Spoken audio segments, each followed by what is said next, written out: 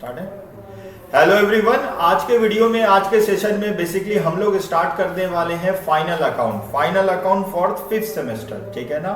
तो ये बहुत इंपॉर्टेंट चैप्टर है और कंपलसरी है। याद रखिएगा बाबू, फाइनल अकाउंट के साथ हम लोग का फाइनल अकाउंट के साथ कोई भी ऑप्शन नहीं रहेगा। फाइनल अकाउंट 15 मार्क्स का है और ये एक कंपलसरी क्वेश्चन है। ठीक है, तो हम लोग स्टार्ट करते हैं फाइनल अकाउंट। अच्छा, फाइनल अकाउंट एक्चुअली अभी हम लोग जो करने वाले हैं वो final account company final account है। ऐसा नहीं है फाइनल अकाउंट आप फर्स्ट टाइम करने वाले हो। फाइनल अकाउंट आप कभी ना कभी तो कोई ना कोई स्टेजेस में जरूर किए होंगे। क्लास 11 और 12 में फाइनल अकाउंट था आप लोग का, ठीक है ना। लेकिन वो जो भी फाइनल अकाउंट था वो कंपनी फाइनल अकाउंट नहीं था, वो सोल प्रोप्राइटरशिप का फाइनल अकाउंट था। तो 5th सेमेस्टर में बेसिकली कैलकाटा यूनिवर्सिटी में ये जनरल एंड ऑनर्स का दोनों लोगों के लिए है। मतलब अगर आप ऑनर्स में पढ़ते हो या जनरल में पढ़ते हो, आपका फाइनल अकाउंट कंपलसरी रहेगा 15 मार्क्स का। तो हम लोग स्टार्ट करते हैं फाइनल अकाउंट में। देखो स्क्रीन में, देखो सब लोग। फाइनल अकाउंट में आपको पहले हम लोग क्या किए थे, एक ट्रायल बैलेंस आप लोग को दिया रहेगा। अच्छा, पहले भी तो ट्रायल बैलेंस दिया रहता था ना, पहले भी तो ट्रायल बैलेंस दिया रहता था। जब हम लोग क्लास 11-12 में हम लोग पढ़ते थे, हम लोग का पहले भी तो ट्रायल बैलेंस दिया रहता था। उस ट्रायल बैलेंस हम लोग क्या करते थे, ट्रेडिंग पीएल बैलेंस शीट बनाते थे ना। यही ट्रायल बैलेंस है बेसिकली, जो आप देख पा रहे हो यही तो ट्रायल बैलेंस है। इसी ट्रायल बैलेंस के मदद से हम लोग बनाते थे ट्रेडिंग अकाउंट, हम लोग बनाते थे पीएल अकाउंट, हम लोग बनाते थे बैलेंस शीट। बट अभी हम लोग का सेमेस्टर 5 में ट्रेडिंग पीएल बैलेंस शीट नहीं बनाना होगा, एक स्टेटमेंट फॉर्म में बनाना होगा। ठीक है ना। तो हम लोग समझते हैं ट्रायल बैलेंस में क्या क्या दिया हुआ है। सेल्स, अच्छा हम लोग याद करते हैं पहले सेल्स क्या करते थे, अब क्या करेंगे। याद कर लो, पहले अगर सेल्स होता था तो सेल्स बेसिकली हम लोग का इनकम होता है। सेल्स हम लोग का nominal account credit balance income होता है। परचेज क्या होता है हम लोग का, परचेज हम लोग के लिए एक्सपेंसेस होता था। तो पहले परचेज लिखते थे हम लोग ट्रेडिंग अकाउंट के डेबिट साइड में। उसके बाद वेजेस भी ट्रेडिंग अकाउंट के डेबिट साइड में। जो भी डायरेक्ट एक्सपेंसेस होता था उसको हम लोग ट्रेडिंग अकाउंट के डेबिट साइड में लिखते थे। जो भी नॉमिनल अकाउंट का डायरेक्ट नेचर का होता था हम लोग उसको ट्रेडिंग अकाउंट के डेबिट साइड में लिखते थे। ठीक है ना। जो भी इनडायरेक्ट एक्सपेंसेस होता था उसको पीएनएल में लिखते थे, और जो भी एसेट्स एंड लायबिलिटी होता था बैलेंस शीट में लिखेंगे। ठीक है ना।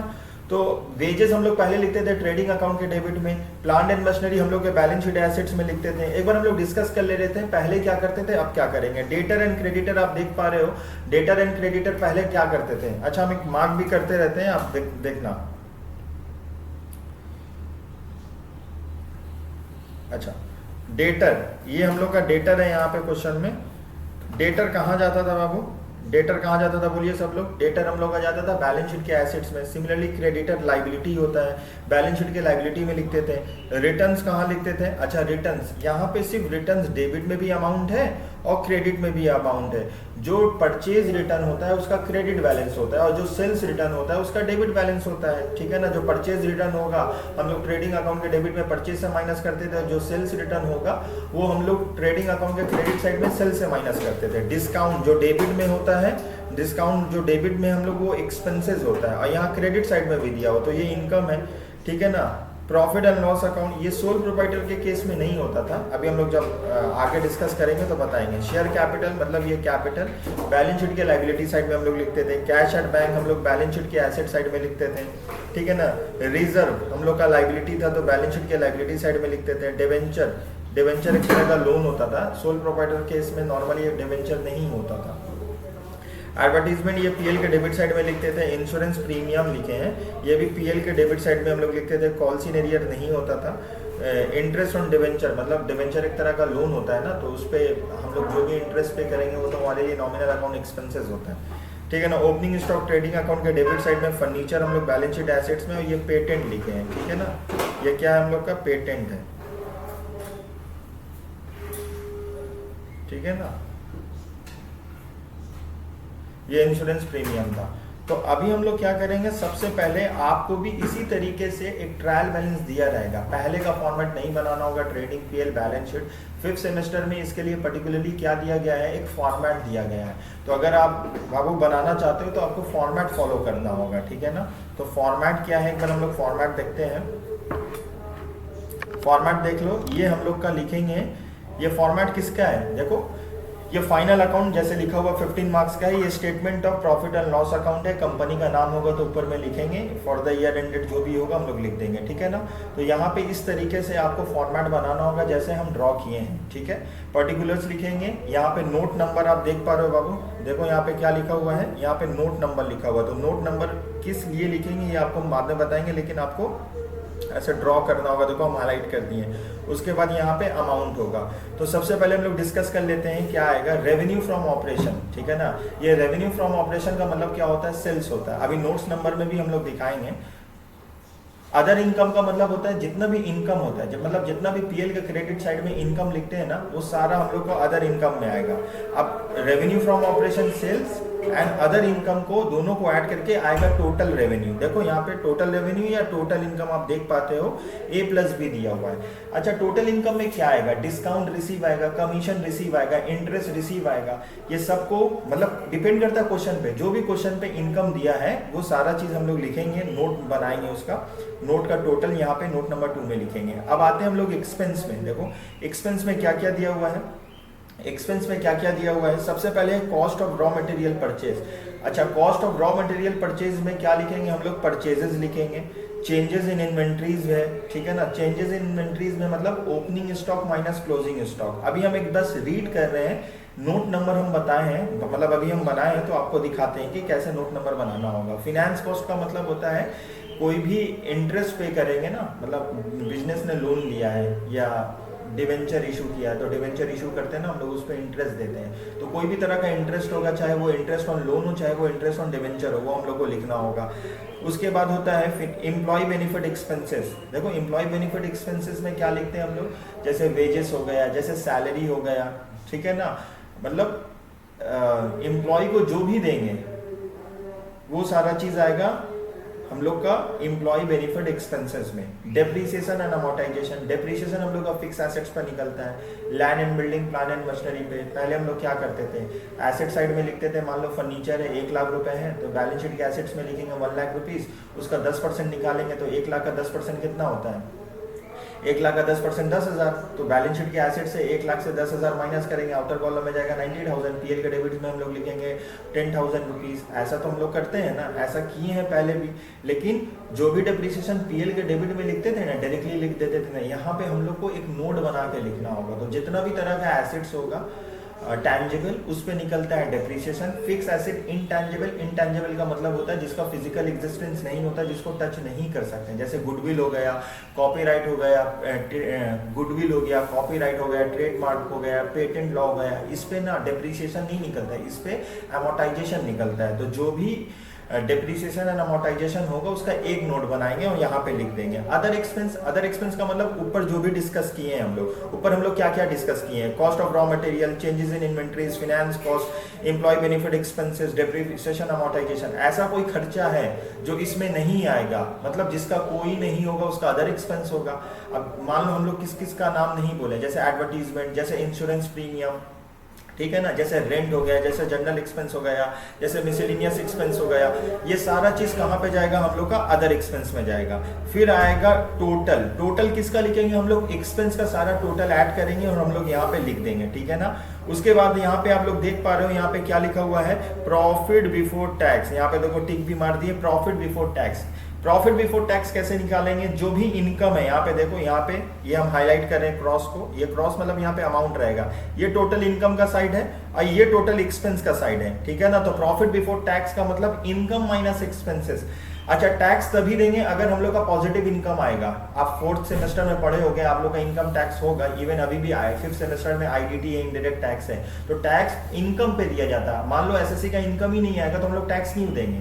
तो ये हम लोग का इनकम है, ये हम लोग का एक्सपेंसेस है। इनकम माइनस एक्सपेंसेस आएगा प्रॉफिट बिफोर टैक्स, ये जो है प्रॉफिट बिफोर टैक्स है। अभी आपको टैक्स का रेट बोल देगा या टैक्स का अमाउंट निकाल के दे दिया जाएगा, प्रोविजन फॉर टैक्स। अगर मान लो यहाँ पे हम लोग अज्यूम करते हैं 1 लाख रुपए आया और 30% टैक्स रेट है, तो 1 लाख का 30% कितना होता है, 30,000 रुपए। यहाँ पे हम लोग लेस कर देंगे प्रोविजन फॉर टैक्स। आपको परसेंटेज नहीं देगा क्वेश्चन में, अमाउंट भी दे सकता है, वो बात का बात है, जो भी देगा उसके अकॉर्डिंगली हम लोग को करना होगा, ठीक है। तो प्रॉफिट बिफोर टैक्स है, टैक्स माइनस कर देंगे, आएगा पैट। पैट का फुल फॉर्म होता है प्रॉफिट आफ्टर टैक्स। ये रहा फॉर्मेट। अभी हम लोग चलते हैं, ये जो हम लोग देख पा रहे हैं, इधर हम लोग जो देख पा रहे हैं बाबू, अब ये एसेट्स का है, मतलब बैलेंस शीट का फॉर्मेट चेंज हो चुका है, ठीक है ना। तो सबसे पहले हम लोग हेडिंग डालेंगे बैलेंस शीट, यहाँ नोट नंबर अगेन होगा, जैसे अभी हम लोग स्टेटमेंट और पीएनएल में किए थे। अब यहाँ सबसे पहले हम हाईलाइट कर देते बाबू, इक्विटी एंड लाइबिलिटी लिखना होगा, ठीक है। उसके बाद लिखना होगा शेयर कैपिटल, सबसे पहले लिखना होगा इक्विटी एंड लाइबिलिटी, फिर लिखना होगा शेयर होल्डर फंड्स, ठीक है ना। उसके बाद क्या लिखेंगे, शेयर कैपिटल लिखेंगे, हम अंडरलाइन भी करते रहते हैं, शेयर कैपिटल, फिर लिखेंगे रिजर्व एंड सरप्लस। ये आपको एक दो याद ऐसे करने का जरूरत नहीं है, एक दो बार बाबू आप लोग समझ करिएगा तो अपने आप आपको याद हो जाएगा, ठीक है ना। नॉन करेंट लाइबिलिटीज में आएगा लॉन्ग टर्म बोरोइंग, डिवेंचर वगैरह आएगा। करेंट लाइबिलिटीज है, ट्रेड पेबल हो चुका है, short term loan, short term provision है, अदर करेंट लाइबिलिटीज है, ठीक है ना। तो अभी हम लोग डिस्कस करेंगे इसमें क्या क्या आएगा, बस अभी हम लोग खाली नाम कॉल कर रहे हैं, ठीक है। जो नेम लिखा हुआ वो बस आपको बता रहे हैं। एसेट्स में क्या फॉर्मेट होगा, नॉन करेंट एसेट्स होगा। पीपीई का मतलब होता है प्रॉपर्टी प्लान एंड इक्विपमेंट। फिर टैंजिबल जैसे plan and machinery, land and building. Intangible का मतलब हो गया गुडविल, कॉपीराइट, ट्रेडमार्क, जो भी होगा यहाँ पे लिख देंगे हम लोग। करेंट एसेट्स में क्या आएगा हम लोग का, क्लोजिंग स्टॉक आएगा। क्लोजिंग स्टॉक हम लोग इन्वेंट्रीज बोलते हैं। ट्रेड रिसीवेबल में मतलब डेटर हो गया। कैश एंड कैश इक्विवेलेंट का मतलब cash in hand, cash at bank, ठीक है।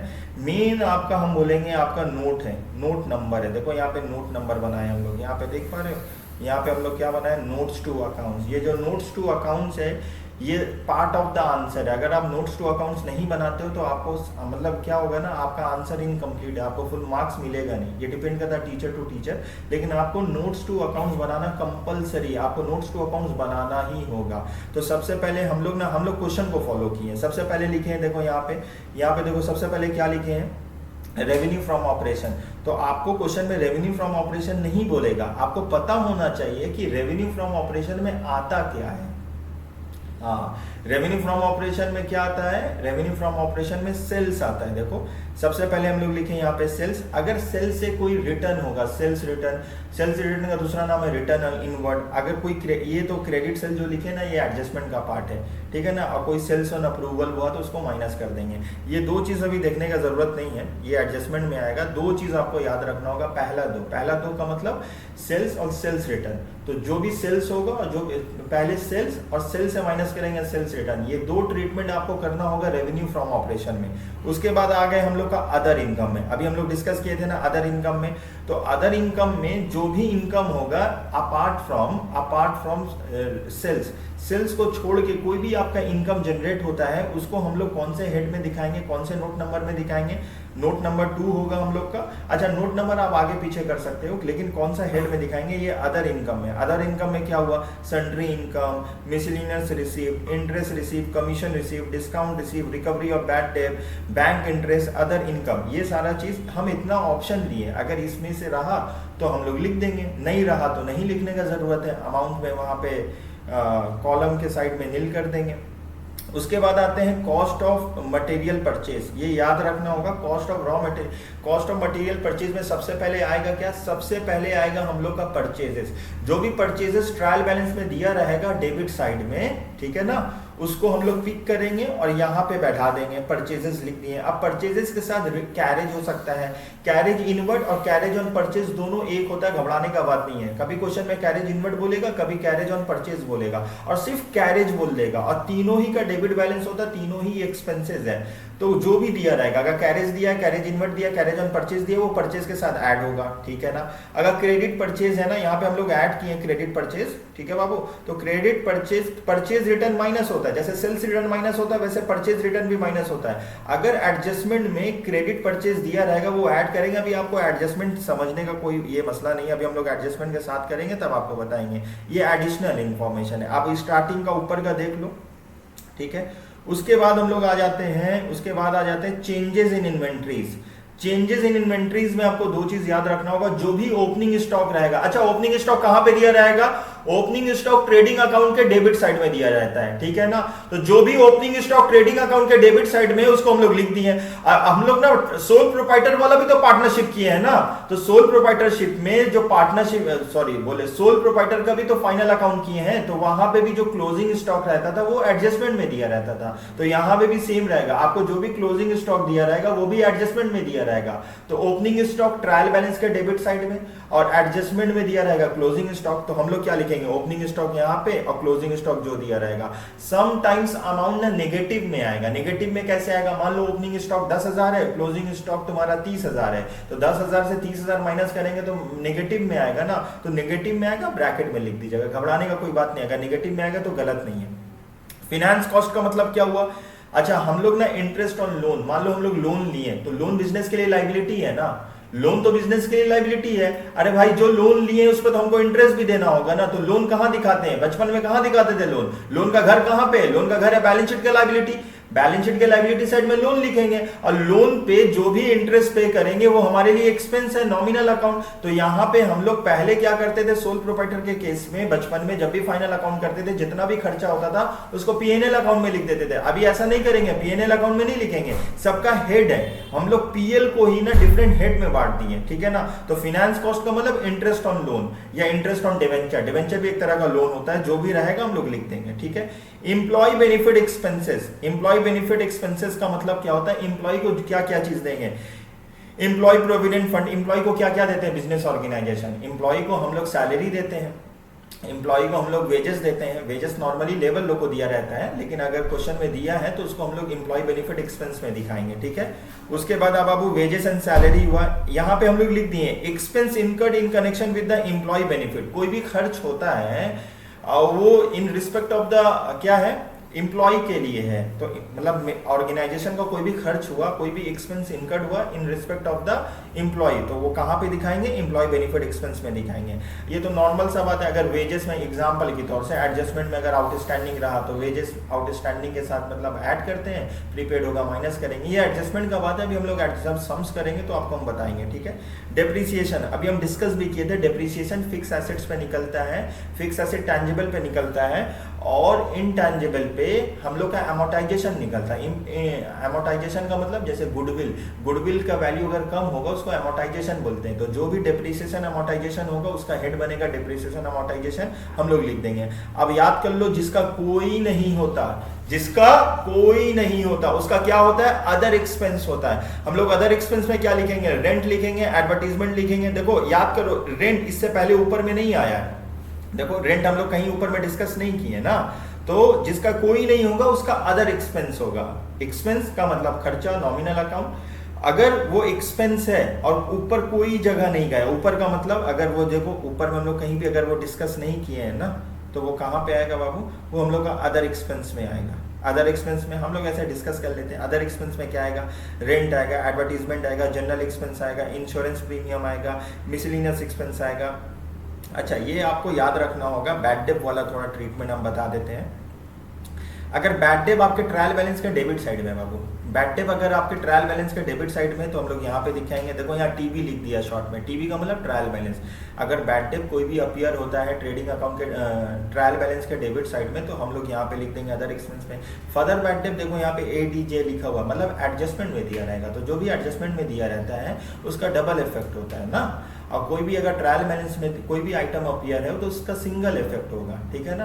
अगर ट्रायल बैलेंस में कोई भी चीज लिखा हुआ है या वो डेबिट में या क्रेडिट में, वो उसका सिंगल इफेक्ट होता है, सिंगल इम्पैक्ट होगा उसका। ऑन द अदर हैंड अगर वही चीज एडजस्टमेंट में लिखा हुआ है तो उसका डबल इफेक्ट होगा। ये तो हम लोग बचपन में पढ़े ही हैं।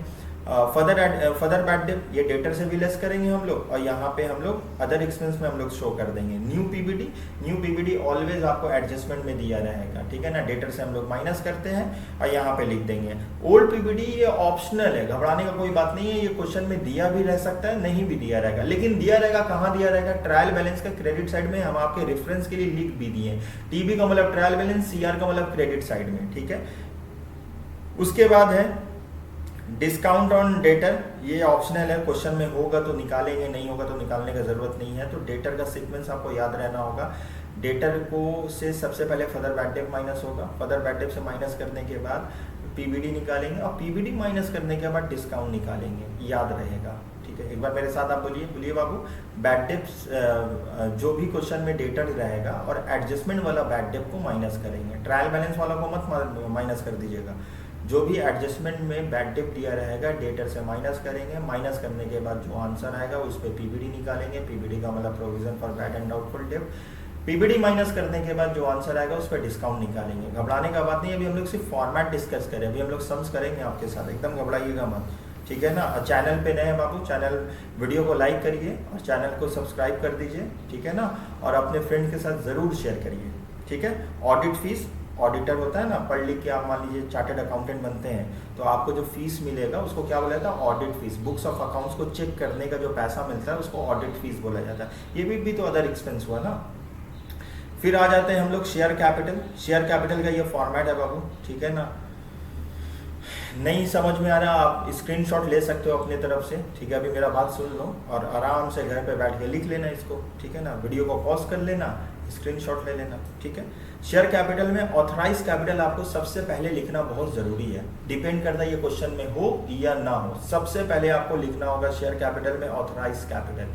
ऑथराइज कैपिटल का दूसरा नाम है नॉमिनल कैपिटल, रजिस्टर्ड कैपिटल। आपको क्वेश्चन में कभी कभी डिफरेंट टर्म दे दिया जाएगा ना, तो आप कंफ्यूज ना होना, इसीलिए हम आपको पहले आपको बता दिए हैं। तो ऑथराइज कैपिटल अगर क्वेश्चन में दिया होगा तो लिख देंगे, इसका कोई काम नहीं है, बस लिख देते हैं। जैसे हम अपने क्वेश्चन में एग्जाम्पल लिए कि 10,000 हम लोग का शेयर कैपिटल है, 10 रुपया करके, तो मल्टीप्लाई करके यहाँ लिख दिए।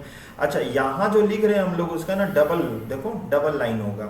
उसके बाद इशूड कैपिटल, जितना इशूड कैपिटल होगा क्वेश्चन में आपको बोलेगा। हम लोग अपने एग्जाम्पल पे लिए हैं 8,000, फेस वैल्यू 10 रुपीज़ है, आप मल्टीप्लाई करिए 80,000 आएगा। और subscribe and paid up capital है तो अगेन 80,000 था। Calls in arrear, calls in arrear का मतलब कोई भी पैसा मिला नहीं है, बाकी था, शेयर होल्डर ने दिया नहीं है, कॉल्स इन एरियर है, तो जितना कॉल्स इन एरियर होगा हम लोग माइनस कर देंगे, ठीक है, या माइनस करके यहाँ पे लिख देंगे। अच्छा, रिजर्व एंड सरप्लस, ये वाला इंपॉर्टेंट है बाबू, आपको याद रखना होगा। जितना तरह का रिजर्व होता है, जितना तरह का रिजर्व होता है, जितना तरह का रिजर्व होता है, हम लोग यहाँ पे सब तरह का रिजर्व लिख लेंगे, ठीक है ना। ऐसे भी हम लोग समझा रहे हैं, सिक्योरिटी प्रीमियम, ये सब रिजर्व लिख लेंगे। और सरप्लस अलग से बनाएंगे। जो भी करेंट ईयर का प्रॉफिट एंड लॉस होगा, मतलब प्रॉफिट एंड लॉस होगा, उसको लिखेंगे। जो भी नेट प्रॉफिट आएगा, मतलब स्टेटमेंट ऑफ P&L से क्या आएगा, या नेट प्रॉफिट आएगा या नेट लॉस आएगा। नेट प्रॉफिट आएगा तो उस पर इनकम टैक्स माइनस करेंगे, अगर लॉस आया तो इनकम टैक्स देने का ज़रूरत नहीं है। तो अगर हम लोग का बाबू प्रॉफिट आया तो प्रॉफिट ऐड करेंगे, एग्जाम्पल की तौर से लॉस आया तो लेस कर देंगे। देखो हम यहाँ पे नेट प्रॉफिट लिए, इसका मतलब प्रॉफिट आया था। समटाइम ट्रांसफर टू GR बोलेगा, ये घबराइएगा मत, अभी हम सॉल्यूशन करेंगे, हो सकता है कोई चीज़ समझ में ना आए, और एक बार में कभी भी हर चीज़ समझ में नहीं आएगा, ठीक है ना। आपको प्रैक्टिस करना होगा, फॉर्मेट देखना होगा, फिर धीरे धीरे आपको समझ में आ जाएगा, ठीक है। लॉन्ग टर्म बोरोइंग में क्या आएगा, डिवेंचर आएगा, लोन आएगा। हम बताएं ना, लोन डिवेंचर ये लॉन्ग टर्म बोरोइंग होता है, वो हम लोग लिख देंगे। ट्रेड पेबल का मतलब क्या होता है, जैसे क्रेडिटर हो गया, बिल्स पेबल हो गया, इसको बोला था ट्रेड पेबल, ठीक है ना। शॉर्ट टर्म प्रोविजन में क्या आएगा बाबू, प्रोविजन फॉर टैक्स आएगा, ठीक है। उसके बाद क्या है यहाँ पे, अदर करेंट लाइबिलिटी में क्या आएगा, ये वाला एडजस्टमेंट वाला पार्ट है। ये क्या बाबू, एडजस्टमेंट वाला पार्ट है। अगर क्वेश्चन में आउटस्टैंडिंग सैलरी रहा, वेजेस रहा, रेंट रहा, ये सारा चीज़ एडजस्टमेंट में दिया रहेगा, ठीक है ना। तो उसको हम लोग जिसके साथ बोला, अगर बोलेगा वेजेस के साथ आउटस्टैंडिंग है तो वेजेस कहाँ रहता है, एम्प्लॉय बेनिफिट एक्सपेंसेस में, वेजेस के साथ हम लोग ऐड करेंगे, वेजेस के साथ हम लोग ऐड करेंगे, ठीक है ना। हम लोग क्या करेंगे,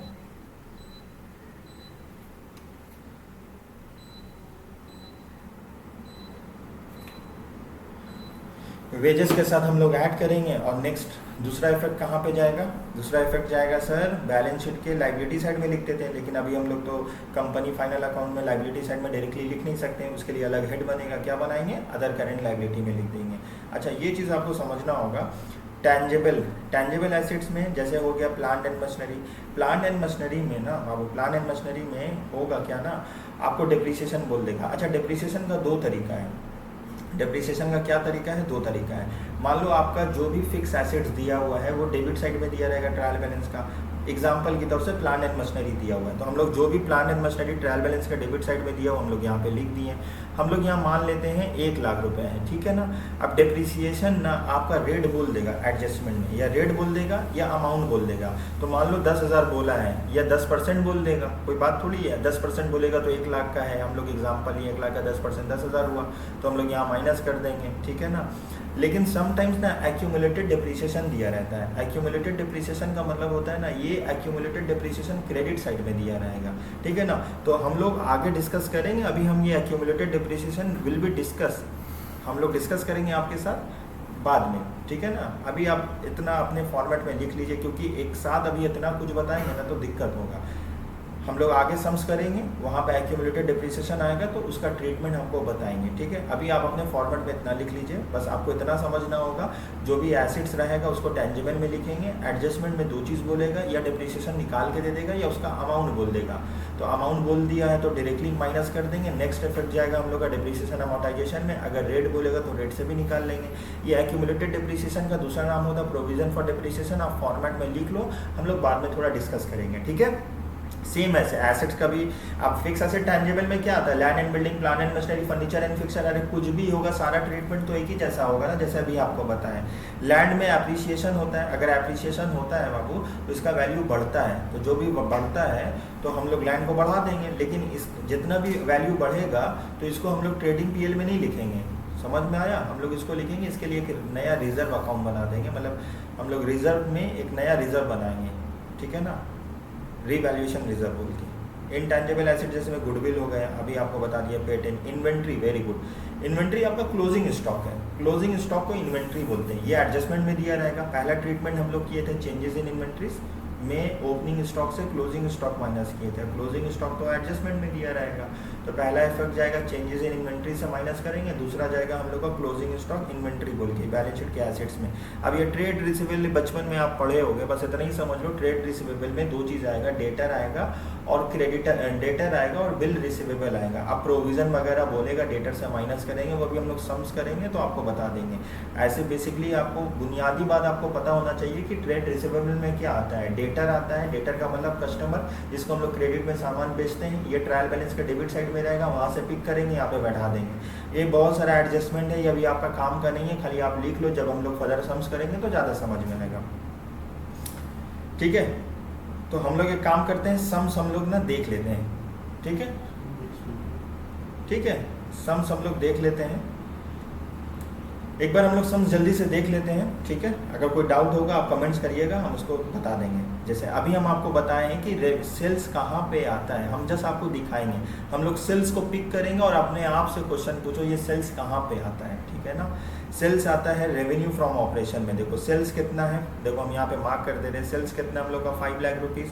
अब ये 5 लाख को कहाँ बैठाएंगे, रेवेन्यू फ्रॉम ऑपरेशन में बैठाएंगे। देखो यहाँ पे नोट्स टू अकाउंट्स बनाए हैं और रेवेन्यू फ्रॉम ऑपरेशन हम मार्क करते जा रहे हैं, आपका ये 5 लाख रुपया बैठा दिए, ठीक है। उसके बाद देखो, उसके बाद हम लोग का परचेजेस है, हम मार्क करते जा रहे हैं ताकि आपको दिक्कत ना हो। परचेजेस कहाँ आता है, खुद से सवाल पूछो सर, परचेजेस आता है हम लोग का कॉस्ट ऑफ मटेरियल परचेज में। तो हम लोग नोट्स बनाएंगे ऐसे, कैसे नोट्स बनाएंगे और लिखेंगे cost of raw material purchase, ये वेजेस है, sorry cost of raw material purchase, देखो ये परचेजेस है ना, परचेजेस है, यहाँ पे 2 लाख रुपीज़ है, हम लोग यहाँ पे पुट कर दिए। बस आपको क्या करना होगा, पिकअप एंड ड्रॉप, पिक करना होगा आइटम को ट्रायल बैलेंस से और उसको अप्रोप्रिएट जगह में आपको पोस्ट कर देना होगा, ड्रॉप कर देना होगा।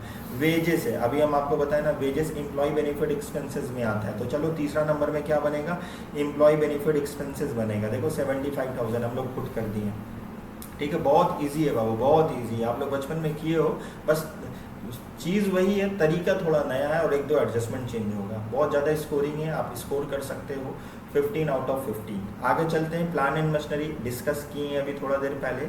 ये प्लान एंड मशीनरी 3,20,000 है, 3,20,000, ये फिक्स एसेट टैंजिबल में जाएगा। तो नोट नंबर हम लोग का बन रहा है, देख लो, फिक्स एसेट्स, हम देखो यहाँ पे ये बनेगा फिक्स एसेट टैंजिबल का मतलब प्रॉपर्टी प्लान एंड इक्विपमेंट। देखो आपके साथ में हेडिंग में डाल दिए, आइए हम शॉर्ट में लिखे, पीएम का मतलब प्लान एंड मशीनरी। ये कितना है बाबू, 3,20,000, 3,20,000 है।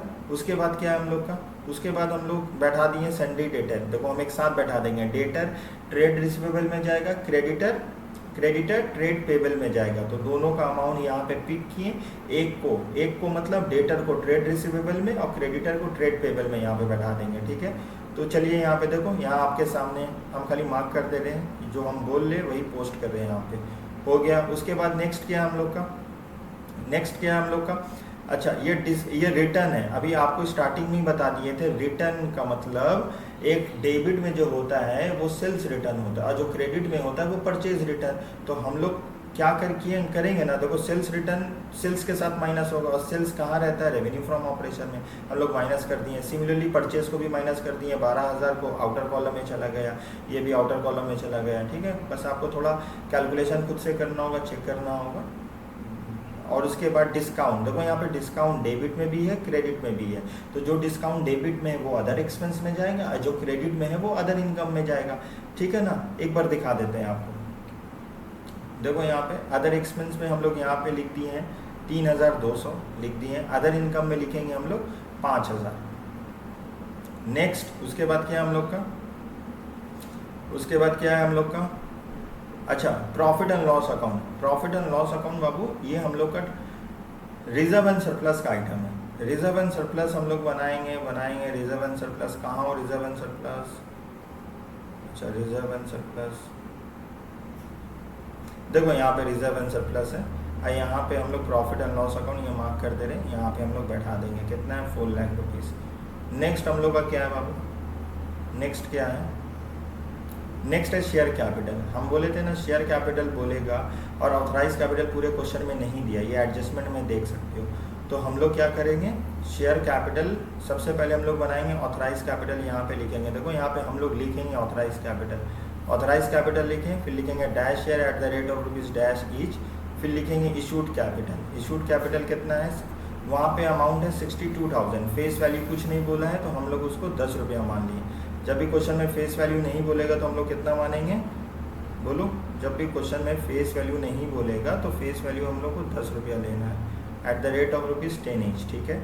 उसके बाद नेक्स्ट आगे चलते हैं हम लोग, शेयर कैपिटल बैठा दिए, लेकिन शेयर कैपिटल बैठाने से पहले आपको ऑथराइज कैपिटल लिखना होगा जो हम लोग डिस्कस किए हैं।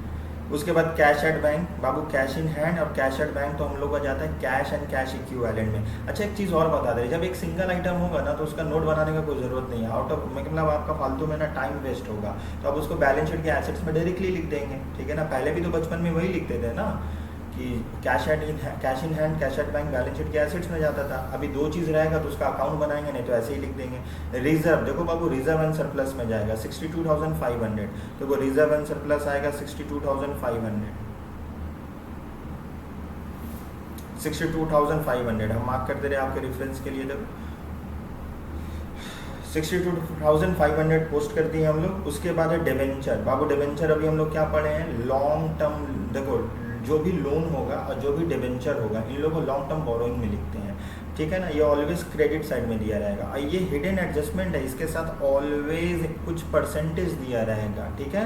तो हम लोग को 1 लाख का 10% निकालना होगा, ये हम लोग अभी जब एडजस्टमेंट करेंगे तो वो बताएंगे, लेकिन अभी आपको पोस्टिंग करने आना होना चाहिए कि जब भी डिवेंचर बोला रहेगा तो उसको हम लोग को लॉन्ग टर्म बोरोइंग में लिखना है। चलो दिखा देते हैं लॉन्ग टर्म बोरोइंग में कहाँ लिखे हैं। अच्छा अगर सिंगल आइटम होगा तो हम अभी बताए ना लिखना नहीं है लॉन्ग टर्म बोरोइंग, हम लोग लिख भी सकते हैं लेकिन आपका नोट्स बहुत ज़्यादा बड़ा बन जाएगा, तो उसको डायरेक्टली हम लोग डायरेक्टली कहाँ लिख देंगे, बैलेंस शीट के लायबिलिटी साइड में लिख देंगे, ठीक है ना। अब देखो हम एक साथ दिखा दे रहे हैं, ये तुम्हारा एडवर्टीजमेंट है, ये तुम्हारा इंश्योरेंस प्रीमियम है, ये दोनों ही तो तुम्हारा अदर एक्सपेंस में जाएगा, ठीक है ना। कॉल्स इन एरियर हम लोग का शेयर कैपिटल से माइनस हो जाएगा। इंटरेस्ट ऑन डिवेंचर आपको वर्किंग करना होगा, चलो हम भी वर्किंग करते तुम्हारे साथ, ठीक है। कैसे वर्किंग करेंगे, हम यहाँ साइड में करके दिखा देते हैं, ठीक है ना, साइड में करके दिखा देते हैं। हम लोग का डिवेंचर है कितना है, 1 लाख है, ठीक है। डिवेंचर कितना है, 1 लाख है। अच्छा थोड़ा स्पेस चाहिए हम, ठीक है। डिवेंचर हम लोग का कितना है बाबू, 1 लाख है, तो हम नीचे ही बता देते हैं आपको। अच्छा हम यहीं साइड में बता देते हैं। डिवेंचर हम लोग का 1 लाख है, ठीक है ना, तो 1 लाख रुपीज़ इंटू 10%, ठीक है। अब डिवेंचर कब इशू है ये आपको क्वेश्चन बोलेगा, देखो डिवेंचर कब इशू हुआ है, देखो यहाँ पे बोल दिया है डिवेंचर कब इशू हुआ है, आपको बता दिया। देखो साल का स्टार्टिंग में, तो 1 साल होगा, इंटरेस्ट निकालेंगे 1 साल, तो 1 लाख का 10% कितना होता है बाबू, 1 लाख का 10% 10,000 होगा। ऑलरेडी इंटरेस्ट कितना लिखा हुआ है, 2,000 रुपया लिखा हुआ है, तो अभी हमको 1 साल का इंटरेस्ट होता है 10,000 रुपया, 2,000 रुपया पीएल के डेबिट में, मतलब ट्रायल बैलेंस में ऑलरेडी लिखा हुआ है। तो अब हमारे लिए आउटस्टैंडिंग कितना हुआ बाबू, 8,000 रुपया। अब ये 8,000 दो जगह जाएगा क्योंकि ये हिडन एडजस्टमेंट है, जो भी एडजस्टमेंट होता है 2 जगह जाएगा। एक फिनेंस कॉस्ट में हम लोग ऐड कर देंगे 8,000, और एक फिनेंस कॉस्ट में हम लोग 8,000 ऐड कर देंगे, और 8,000 रुपया अदर करेंट लायबिलिटी में जाएगा, हम दिखा देते हैं। उसके बाद ओपनिंग स्टॉक, ये चेंजेस इन इन्वेंट्रीज में जाएगा, फर्नीचर पेटेंट हो जाएगा, हम लोग दिखा देते हैं। देखो आपको यहाँ पे जो बोले हम, चलो एक बार फिर बता देते हैं आपको। पेटेंट फिक्स पीपी में जाएगा, प्रॉपर्टी प्लान एंड इक्विपमेंट में, इंटेंजिबल में, फर्नीचर, बी जाएगा property plan and equipment tangible में जाएगा, opening stock, changes in inventories में, इंटरेस्ट ऑन डिवेंचर, तुम्हारा फिनेंस कॉस्ट में, और कॉल्स इन एरियर कहाँ जाएगा, शेयर कैपिटल के साथ लेस होगा। देखो जो बोले वहीं पे, देखो यहाँ पे पेटेंट है और यहाँ पे अदर एक्सपेंस में देखो लॉन्ग टर्म हम डिवेंचर बना ही दिए हैं, आप चाहो नहीं भी बना सकते हो क्योंकि सिंगल आइटम है ना। फिनेंस कॉस्ट था मेरा, अभी आपको पता है ना 2000 रुपये ऑलरेडी गिवन था, 8000 रुपये हम लोग का निकला, जो निकला आउटस्टैंडिंग इसको ऐड कर देंगे, लाइबिलिटी साइड में जाएगा। इन्वेंट्रीज था, अभी बताएं ओपनिंग स्टॉक है ये तुम्हारा 60,000 रुपया, क्लोजिंग स्टॉक हम लोग माइनस कर दिए हैं। देखो हम बोले थे ना निगेटिव में आएगा तो घबराने का कोई बात नहीं है बाबू, ठीक है ना। डिप्रिसिएशन हम लोग निकालेंगे, एडजस्टमेंट का पार्ट है, हो चुका है। उसके बाद हम लोग लिखेंगे क्लोजिंग स्टॉक, हम लोग डिस्कस कर लेते हैं। क्लोजिंग स्टॉक 2 जगह आएगा, क्लोजिंग स्टॉक कितनी जगह आएगा बोलिए मेरे साथ, 2 जगह आएगा। अच्छा बोलने से याद होगा, बोलने से याद होगा, ठीक है ना, जल्दी से बोलो। क्लोजिंग स्टॉक कितना आएगा, 2 जगह, चेंजेस इन इन्वेंट्री से माइनस होगा, एक एसेट साइड में जाएगा। तो हम लोग तो अभी आपको बताए ना चेंजेस इन इन्वेंट्री से माइनस होगा, चेंजेस इन इन्वेंट्री से माइनस होगा और एसेट साइड में जाएगा। देखो चेंजेस इन इन्वेंट्री से हम लोग माइनस किए हैं, यहाँ पे माइनस किए हैं, और एसेट साइड में हम लोग यहाँ पे लिख देंगे, ठीक है। एसेट साइड मतलब बैलेंस शीट का एसेट साइड में लिख देंगे। उसके बाद क्या है हम लोग का आउटस्टैंडिंग वेजेस, वेजेस के साथ ऐड करेंगे। वेजेस कहाँ रहता है, अदर एक्सपेंस में रहता है, एम्प्लॉय बेनिफिट एक्सपेंस में रहता है। देखो एम्प्लॉय बेनिफिट एक्सपेंस है ना यहाँ वेजेस, वेजेस हम लोग ऐड किए, कितना ऐड किए 7500 ऐड करके बाहर कर दिए, और ये 7500 अदर करेंट लाइबिलिटी में जाएगा, ठीक है। अदर करेंट लाइबिलिटी अगर सिंगल इफेक्ट होगा तो उसको नोट बनाने का जरूरत नहीं है, डबल होगा तो हम नोट बना लेना, ठीक है। उसके बाद क्या है हम लोग का डिवेंचर वाला तो बता दिए, जो भी आउटस्टैंडिंग होगा। अभी तक हम लोग का 2 आउटस्टैंडिंग है, तो 2 आउटस्टैंडिंग हम लोग का अभी तक कितना आउटस्टैंडिंग है, 2 आउटस्टैंडिंग है, एक वेजेस का और एक इंटरेस्ट ऑन डिवेंचर। तो दोनों ही आप चाहो नोट बना लो या अदर करेंट लाइबिलिटी में दिखा सकते हो, लाइबिलिटी साइड में दिखा देंगे हम लोग उसको। याद रखना भी जब बैलेंस शीट बनाएंगे तो हमको वहाँ पे याद रखना होगा, ठीक है। डिप्रिसिएशन अगेन एसेट से माइनस करेंगे, डिप्रिसिएशन अमोर्टाइजेशन में लिख देंगे। देखो जो भी परसेंटेज बोला है अभी हम लोग क्या करेंगे, एसेट से माइनस करेंगे। देखो यहाँ पे एसेट से माइनस करेंगे, यहाँ पे 10% बोला, 3,20,000 का 10%, 32,000 बाहर कर दिया, 2,88,000। सिमिलरली यहाँ पे 80,000 का 10%, 8,000 रुपये हम बाहर चला गया, 7,20,000 नहीं 80,000 है ना, तो 8,000 माइनस करेंगे 72,000 आएगा। अब देखो ये 32,000 और ये 8,000 डिप्रिसिएशन एंड अमोर्टाइजेशन में जाएगा, डिप्रिसिएशन एंड अमोर्टाइजेशन में जाएगा। देखो डेप्रिसिएशन अमोर्टाइजेशन में गए, यहाँ पे ये गया डेप्रिसिएशन अमोर्टाइजेशन, देखो डेप्रिसिएशन अमोर्टाइजेशन में गया, यहाँ पे हम लोग ऐड कर दिए। नेक्स्ट होगा, एक देखने में बड़ा लग रहा है, बस 1-2 बार करोगे याद हो जाएगा आपको।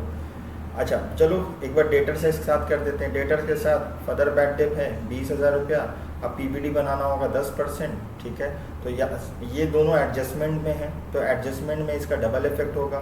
तो डेटर कहाँ है, ट्रेड रिसीवेबल, ट्रेड रिसीवेबल में डेटर 1,20,000 है, फर्दर बैड डेप था मेरा 20,000, तो माइनस कर दिए, 1,20,000 से 20,000 माइनस किए, 1,00,000 आया। अब 1,00,000 का 10% निकालेंगे, 10,000 आया, हम लोग बाहर कर दिए। अब देखो ये 20,000 और ये 10,000 का कहाँ ट्रीटमेंट होगा, अदर एक्सपेंस में जाएगा। हम लोग को अदर एक्सपेंस का दिखा भी देते हैं हम लोग कहाँ पे लिखें, ताकि आपको श्योर हो जाए हम क्या बोल रहे हैं। हम बता देना आपको इस तरीके से लिखना होगा, bad debt given in the trial balance.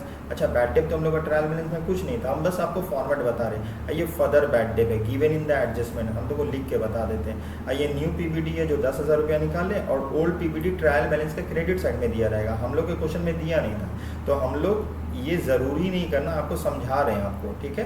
तो हम लोग को प्लस माइनस करने के बाद ये 30,000 आया, 30,000 आया, हम लोग लिख दिए। मान लो अगर कोई ओल्ड पीबीडी रहता है ट्रायल बैलेंस के क्रेडिट साइड में, वो भी हम लोग लिख देते हैं, यहाँ पे माइनस कर देते हैं, नहीं है तो नहीं लिखे। आगे चलते हैं। अच्छा ये डायरेक्टर प्रपोज डिविडेंड, देखो बाबू अभी ये बहुत पहले प्रपोज डिविडेंड का ट्रीटमेंट हुआ करता था। आपको क्वेश्चन में बोला जाएगा प्रपोज डिविडेंड, इसका कोई ट्रीटमेंट नहीं होगा।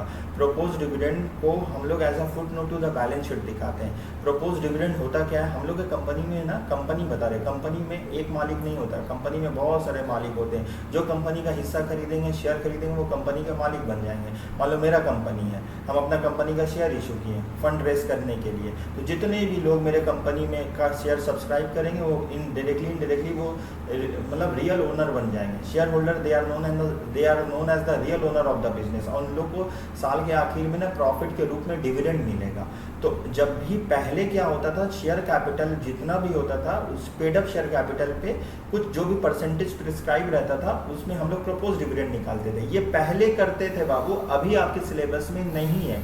तो अभी अगर क्वेश्चन में कहीं भी प्रपोज डिविडेंड दिया रहेगा एडजस्टमेंट में, उसको क्रॉस मार देना, उसको क्रॉस मार देना, ये नहीं आएगा। तो सर ये दिया रहेगा क्वेश्चन में, यस ये क्वेश्चन में दिया रहेगा, लेकिन प्रपोज डिविडेंड अभी नहीं आता है।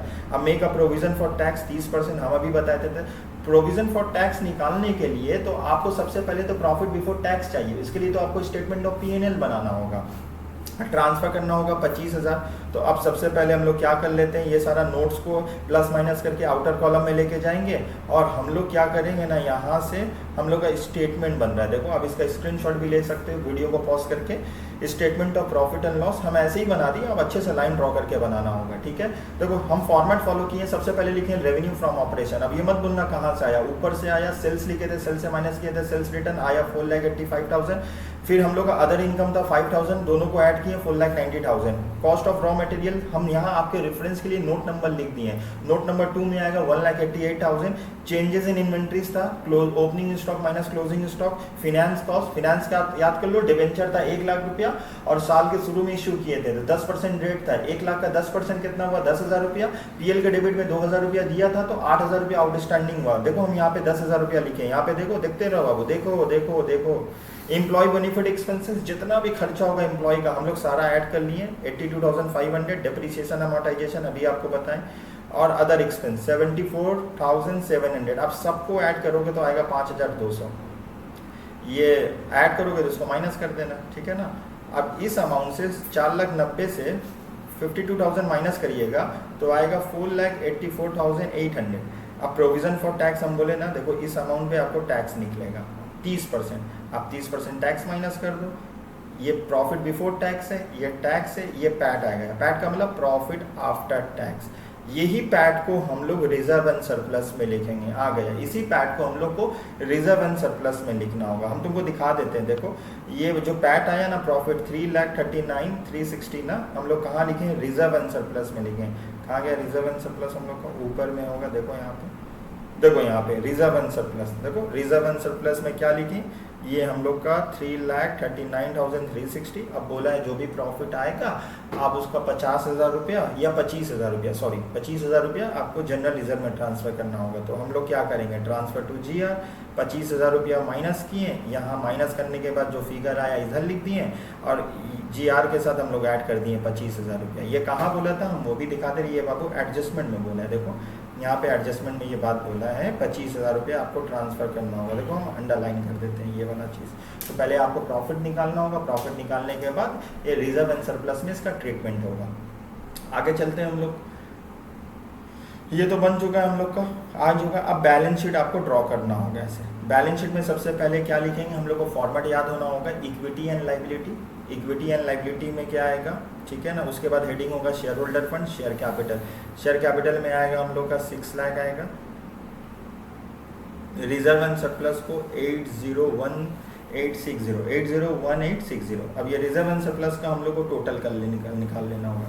कितना है रिजर्व एंड सरप्लस का टोटल, रिजर्व एंड सरप्लस का टोटल किधर है बाबू, इधर है, नीचे आना होगा हम लोग को। रिजर्व एंड सरप्लस का टोटल बताओ कितना है, हाँ यहाँ पे है देखो। अब ये आउटर कॉलम में जो है हम लोग इसको ऐड कर लिए रिजर्व एंड सरप्लस को। आप स्क्रीनशॉट ले सकते हो अपने फर्दर रेफरेंस के लिए। 801,860 हम लोग बस बैठा देंगे लाइबिलिटी साइड में, रिजर्व एंड सरप्लस में। देखो रिजर्व एंड सरप्लस में बैठा दिए। नोट नंबर देना बहुत ज़रूरी है। अभी आपको समझ में आया होगा कि नोट नंबर का कितना इंपॉर्टेंस है।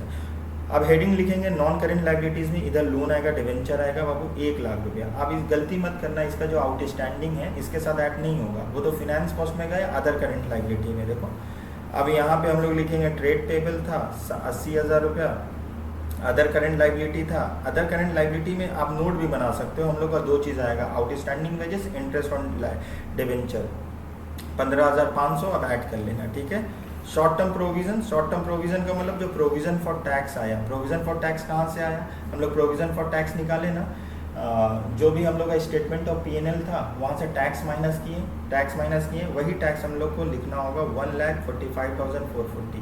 अब लाइबिलिटी को ऐड करोगे तो आएगा 17,42,800, 17,42,800। ठीक है, आपको एसेट्स भी इसी तरीके से बनाना होगा। PPE लिखेंगे, प्रॉपर्टी प्लान एंड इक्विपमेंट। देखो यहाँ टैंजेबल इंटैंजेबल है ना, इधर से हम लोग क्या किए, इसको टोटल जोड़ के लिख लिया। आप अलग अलग भी कर सकते हो, गलत नहीं होगा। दिखा देते हैं हम लोग कहाँ से लिखे हैं प्रॉपर्टी प्लान एंड इक्विपमेंट। देखो यहाँ पे प्रॉपर्टी प्लान एंड इक्विपमेंट है। ठीक है, पेटेंट के साथ कुछ नहीं बोला था, हम लोग लिख दिए। ठीक है ना, हम यहाँ ऐड नहीं किया, अब ऐड कर लेना बाबू, जो वहाँ पे ऐड करके आएगा, बस आपको नोट नंबर लिखना होगा। ठीक है, उसके बाद इन्वेंट्रीज में सिर्फ क्लोजिंग स्टॉक था, हम मना किए थे ना आपको, अगर क्लोजिंग स्टॉक एक आइटम होगा ना उसके लिए नोट बनाने का कोई ज़रूरत नहीं है। ऐसे ही इतना बड़ा है। ट्रेड रिसीवेबल में ये 90,000 आएगा। इसके साथ क्या था हम लोग का, ट्रेड रिसीवेबल में डेटर था, बिल रिसीवेबल होगा तो लिखिएगा, इस क्वेश्चन में नहीं था। उसके बाद फर्दर बैड डेट हम लोग माइनस किए, उसके बाद PBD माइनस किए, माइनस करने के बाद 90,000 आया। अब कैश एंड कैश इक्विवेलेंट हम लोग का 55,000 है। अब एसेट साइड को भी ऐड करिएगा तो 17,42,800, 17,42,800 आंसर आएगा। ठीक है ना, तो हम वीडियो को एक एक मिनट रोक दे रहे हैं बाबू, आप स्क्रीनशॉट ले सकते हो। ठीक है ना, स्क्रीनशॉट ले सकते हो अपने तरफ से, फर्दर रेफरेंस के लिए आप स्क्रीनशॉट ले सकते हैं। देखो यहाँ पे